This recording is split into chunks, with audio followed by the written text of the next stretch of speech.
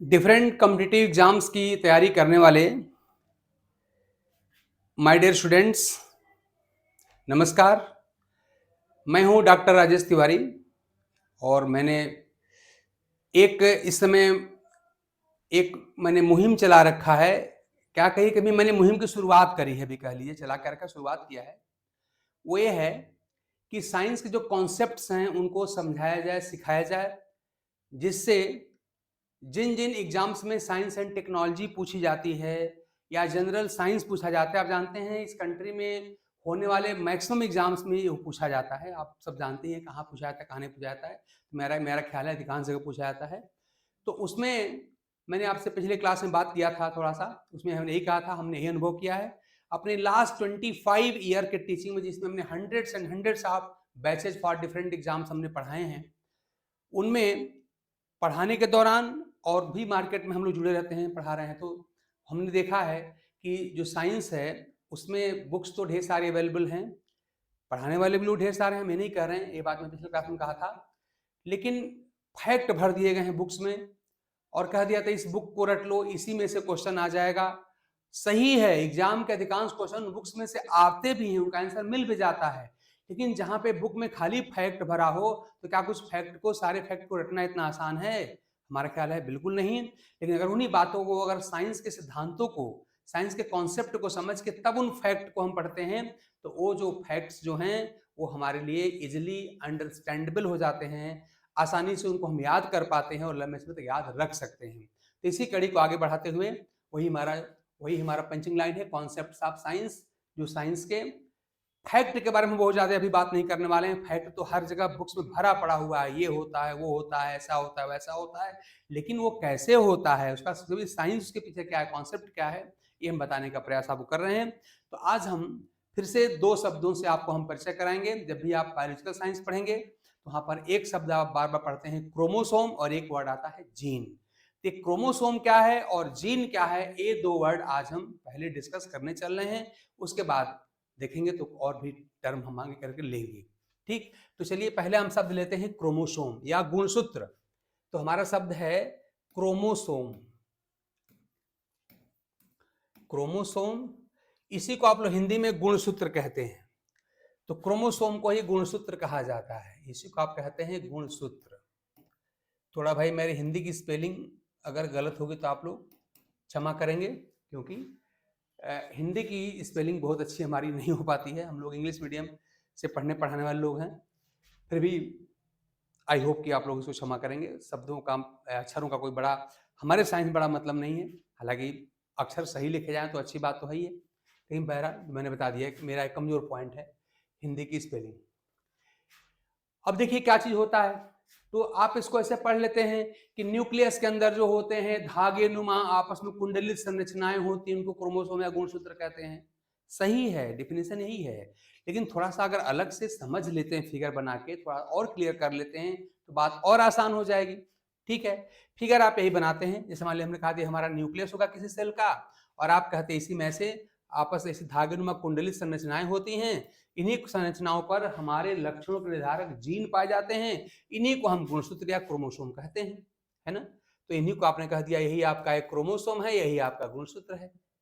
ठीक है, डिफिनेशन यही है। थोड़ा सा और समझिए, है चीज क्या, थोड़ा सा इसके बायोकेमिकल कंपोजिशन को समझते हैं। होता असल में है कि ये जो क्रोमोसोम है ये दो वर्ड के मिलने से बना है, एक है क्रोमास और एक है सोमा। यानी अगर मैं थोड़ा सा अगर मैं इसका ब्रेकअप करूं तो दो वर्ड के मिलने से बना हुआ है। एक वर्ड है क्रोमास और एक वर्ड है सोमा, इनके मिलने से बना है।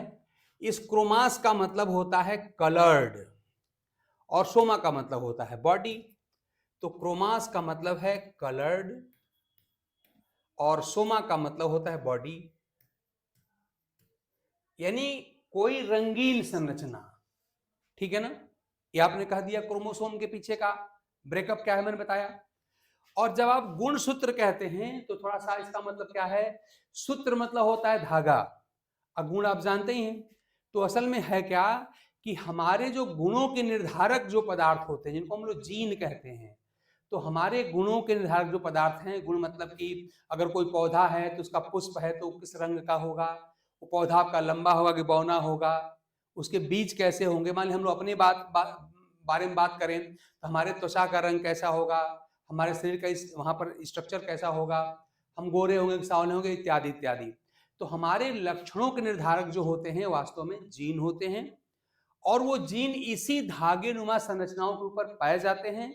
इन्हीं इसीलिए इनको हम लोग गुणसूत्र कहते हैं। सूत्र मतलब हो गया धागा, और गुण मतलब कि हमारे गुणों के निर्धारक जो संरचनाएं जीन होती है वो इसी धागे नुमा संरचना पर पाई जाती है, इसका नाम पड़ गया गुणसूत्र।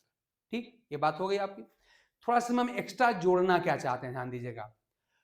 अब देखिए है क्या चीज कि इस धागे नुमा संरचना का हमारे जीन से क्या संबंध है, ये हम कैसे संबंध स्थापित करें, तो मैं बताने की कोशिश कर रहा हूं। ध्यान दीजिएगा, ये जो क्रोमोसोम या जो गुणसूत्र होता है, थोड़ा अगर इसके बायोकेमिकल कंपोजिशन पे हम जाते हैं तो बात हमारे समझ में आ जाती है। देखिए मैं जा रहा हूं, वो ये है कि जो क्रोमोसोम होता है, क्रोमोसोम या गुणसूत्र जो होता है, ये बना होता है इनफैक्ट 4 प्रकार के 4 पदार्थों का मिलकर बना होता है। इसमें होता है, ध्यान दीजिएगा, इसमें होता है डीएनए, डीएनए होता है प्लस आरएनए होता है। इसके अलावा इसमें 2 प्रकार के प्रोटीन होते हैं। एक का नाम है हिस्टोन प्रोटीन, हिस्टोन प्रोटीन, और एक होता है उसे कहते हैं नॉन हिस्टोन प्रोटीन। हालांकि आप चाहें दोनों के जगह पे आप प्रोटीन याद कर सकते हैं। नॉन हिस्टोन प्रोटीन मैं पूरा एग्जैक्ट लिख दे रहा हूं, हालांकि आप बाद में इसको प्रोटीन ही कह सकते हैं, कहिए कोई दिक्कत नहीं है।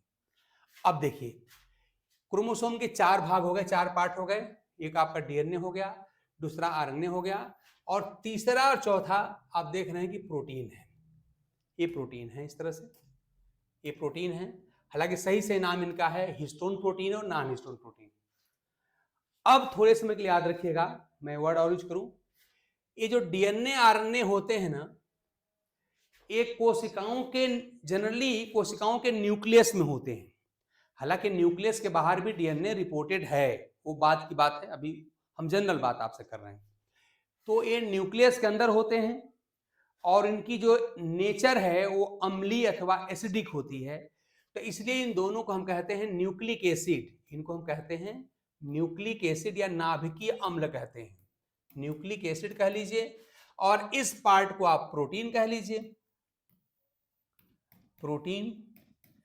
तो अब हम देखिए यहां से आ गए, आपके एग्जाम में से कई एग्जाम का पूछा गया प्रश्न है, वो प्रश्न है क्रोमोसोम बने होते हैं या गुणसूत्र बने होते हैं। तो आपका उत्तर क्या होगा, तो जिस ऑप्शन में लिखा है न्यूक्लियोप्रोटीन, वही ऑप्शन आपका सही है। असल में इस न्यूक्लिक एसिड और प्रोटीन को हम एक साथ मिला के हम बोलते हैं न्यूक्लियोप्रोटीन। इन दोनों को हम कलेक्टिवली कहते हैं न्यूक्लियोप्रोटीन। ये आपका उत्तर हो गया, और इसका हमने ढंग से ब्रेकअप या पोस्टमार्टम भी कर दिया कि आप अपने क्रोमोसोम को न्यूक्लियोप्रोटीन का बना क्यों कहते हैं।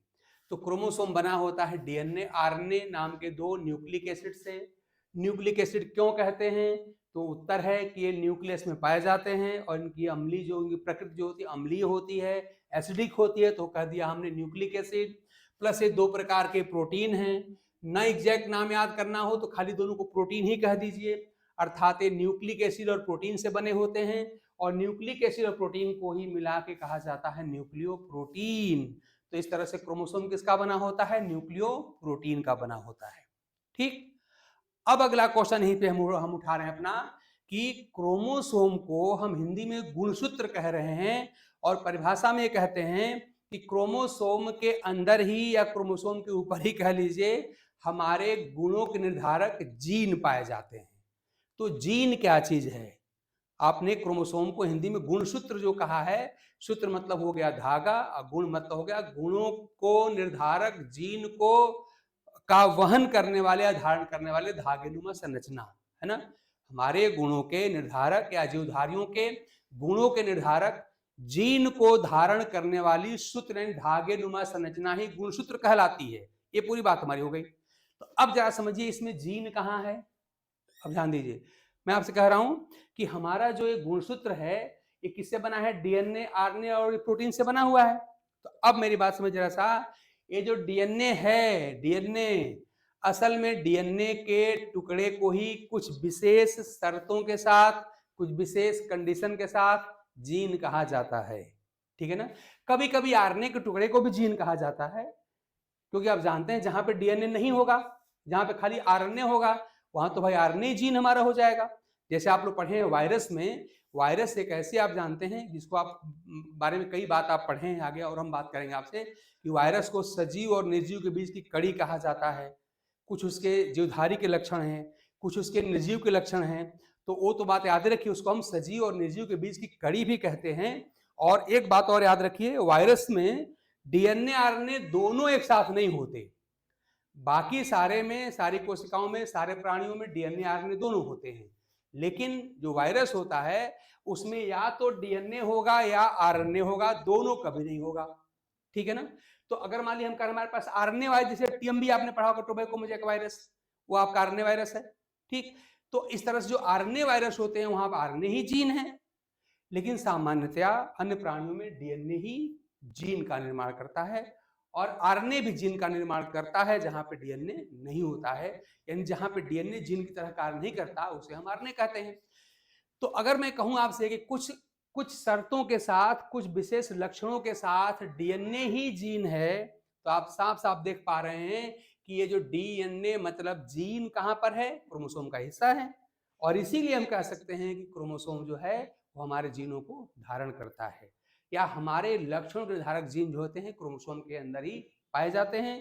क्यों पाए जाते हैं, आप बिल्कुल साफ साफ देख पा रहे होंगे कि क्रोमोसोम के अंदर डीएनए होता है, और डीएनए का ही टुकड़ा जीन कहलाता है, आप जानते हैं डीएनए ही जीन है, इसका मतलब क्रोमोसोम के अंदर जीन होते हैं। ये बात तो क्लियर हो गई, क्रोमोसोम के अंदर जीन कैसे होते हैं। अब थोड़ा सा जीन पर हम अलग से बात कर लें, क्रोमोसोम की बात तो आपके हो गई, ठीक। अब हम जरा सा जीन की अलग से बात कर लें। तो जीन क्या है, तो जीन के बारे में आप इतनी सी बात याद रखिए, सामान्यतया क्या होता है, देखिए जैसे मैं कह दूं कि हर पैंट शर्ट पहना व्यक्ति टीचर हो जाए, नहीं हो सकता। हर पैंट शर्ट पहना व्यक्ति, आप जैसा व्यक्ति जो स्टूडेंट हो जाए, नहीं हो सकता। उसके लिए क्या है, आप जानते हैं कुछ शर्त है। टीचर तो वह न होगा जो कम से कम एक विषय पढ़ाए, कम से कम कोई एक विषय पढ़ाए तो उसको हम टीचर कह देंगे उस विषय का। ऐसे मान लीजिए स्टूडेंट हम किसको कहेंगे, वो व्यक्ति जो किसी न किसी डिसिप्लिन में स्टडी करे, वो चाहे क्लास 1 में पढ़ता हो, चाहे एमएससी में पढ़ रहा हो, चाहे रिसर्च कर रहा हो, चाहे एमबीबीएस का कुछ भी करे, मतलब स्टडी करे। स्टूडेंट वो होता है जो स्टडी करता है। ऐसे ड्राइवर हम उसको न कहते जो कम से कम कोई एक गाड़ी चलाए, जो गाड़ी चलाएगा उसका हम ड्राइवर कह देंगे। इसी प्रकार से याद रखिएगा कि डीएनए का हर टुकड़ा जीन नहीं होता। जिस प्रकार से हर व्यक्ति टीचर नहीं हो सकता, उसके लिए शर्त है कि कम से कम एक विषय आप पढ़ाइए, उसका टीचर आपको हम कह देंगे। हर आप लोगों के बैच का, आप लोगों के ग्रुप, एज ग्रुप का हर स्टूडेंट, लड़का या लड़की स्टूडेंट नहीं होगा। उसके लिए क्या है भाई, किसी न किसी चीज में आप स्टडी करिए तो हम कह देंगे आप इसके स्टूडेंट हैं। उसी प्रकार से डीएनए के हर टुकड़े को हम जीन नहीं कहते। तो आप कहते हैं डीएनए का टुकड़ा जीन होता है, हाँ सही है, लेकिन पूरा सही नहीं है, कुछ शर्त है। वो शर्त यह है, ध्यान दीजिएगा, डीएनए का वह टुकड़ा जो कम से कम, शर्त मैं लगा रहा हूं, जो कम से कम एक लक्षण के निर्धारण के लिए जिम्मेदार हो, है ना। डीएनए का वह टुकड़ा जो कम से कम प्राणी या जीवधारी के किसी एक लक्षण के निर्धारण के लिए उत्तरदायी हो या जिम्मेदार हो, उसे हम कहते हैं जीन। तो हम क्या बोलेंगे, हम लिखेंगे यहां पर डीएनए का खंड, डीएनए खंड टुकड़ा जो क्या करता है, कम से कम एक लक्षण, कम से कम एक लक्षण, कोई एक कैरेक्टर हो, एक लक्षण के लिए उत्तरदायी होता है, उत्तरदायी होता है, अर्थात कम से कम एक लक्षण को नियंत्रित करता है, अर्थात नियंत्रित करता है, नियंत्रित करता है। जीन कहलाता है, जीन कहलाता है। तो अब आप जीन से ढंग से परिचित हो गए होंगे, कॉन्सेप्ट ऑफ बन गया होगा कि डीएनए का वह टुकड़ा जो कम से कम एक लक्षण के लिए उत्तरदायी होता है उसे हम जीन कहते हैं। अगर वो डीएनए का टुकड़ा है लेकिन उसका किसी लक्षण से संबंध नहीं है, किसी लक्षण को वो रेगुलेट नहीं कर रहा है, तो फिर वो डीएनए का टुकड़ा तो होगा लेकिन वो जीन नहीं होगा। ठीक है ना, याद रखिएगा। एक और छोटा सिद्धांत है उसके पीछे, थोड़ा सा ये जान लीजिए। बीडल और टेटम नाम के दो वैज्ञानिक हुए हैं, उन लोगों ने एक सिद्धांत दिया है वन जीन वन एंजाइम, है ना। तो हालांकि उस डिटेल में हम बहुत ज्यादा नहीं जाएंगे, लेकिन मैं संक्षेप में कह दूं, चूंकि इन नोबेल लॉरेट्स हैं, ये बताने के लिए प्रूफ करने इनको नोबेल पुरस्कार मिल चुका है, तो संक्षेप में इसकी बात कर दूं कि जीन डीएनए का वह टुकड़ा होता है जिसमें एक एंजाइम के निर्माण के लिए आवश्यक सूचना होती है। ठीक है ना। तो मैं क्या कह दूं, थोड़ा सा एक और कॉन्सेप्ट में हम मेंशन कर दूं, मतलब जीन की एक और परिभाषा भी है। जीन की और ही परिभाषाएं होती हैं जिनको मैं बोल के भी सुना दूंगा। क्या है one gene one enzyme concept, one gene one enzyme concept, सिद्धांत।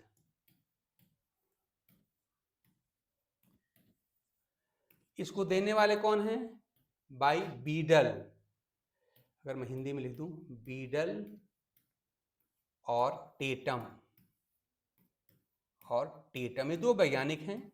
ये बताने के लिए इनको नोबेल पुरस्कार मिल चुका है। और जीन की भी एक परिभाषा है कि जीन डीएनए का वह टुकड़ा होता है जो कम से कम एक एंजाइम के निर्माण के लिए उत्तरदायी होता है। हालांकि सिद्धांत में और भी तमाम बदलाव किए गए हैं, लेकिन आपके लिए इतना पर्याप्त है।